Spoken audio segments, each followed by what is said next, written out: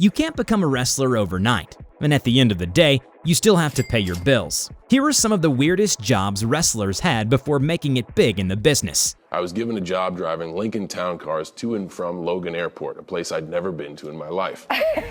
Becky Lynch has had massive success in the wrestling industry.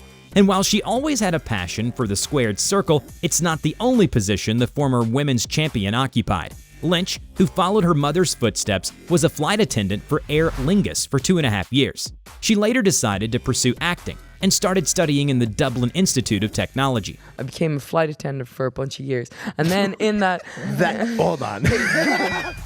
Speaking of success, John Cena currently has a flourishing career both in the WWE and the acting scene. But before all of that, he was just a young man trying to make a living. In fact, coupled with him working at a gym, he was also a limo driver. Although, like Cena himself revealed in a Seth Meyers interview, he wasn't very good at it and was over 3 hours late to his first pickup, which resulted in the customers being extremely late to their flight. I would pick people up 2.5 hours late for their flight. Yeah.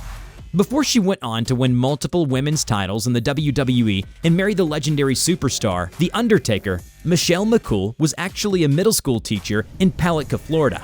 Having secured a master's degree from Florida State University, McCool taught 7th grade science for 4 years in her hometown.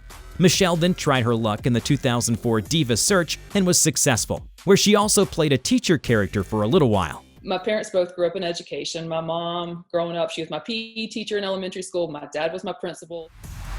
Daniel Bryan has always been known to be a health freak, and for a while even played an over-exaggerated heel character shaming people who consume junk food. Lo and behold, that same person, before pursuing a professional wrestling career, worked as a cashier at McDonald's.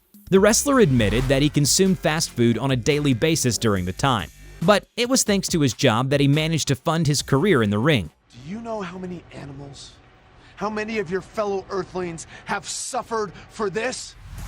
The Bella twins are acknowledged as pioneers in women's wrestling by many, and each of them had outstanding careers, respectively. But before entering the Diva Search contest in 2007, the two were actually working at a Hooters chain restaurant. The restaurant is famous for its strong fixation on female staff.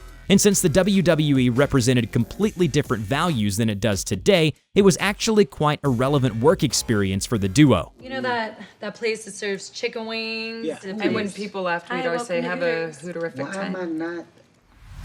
While we are all aware of Roman Reigns' NFL career, it doesn't come as much of a surprise as both wrestling and football are athletic professions. What's more interesting is that Reigns was actually a furniture installer for his sister's business for a while.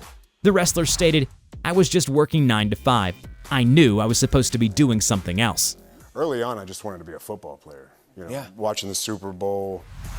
Before putting his opponents in coffins, Mark Calloway, or The Undertaker, was none other than a debt collector, a person who made sure debt was collected, usually when they were past due. Along with that, he was also a bouncer at a few different nightclubs as a side hustle. I bounced, I collected a few debts here and there for a few guys, yeah.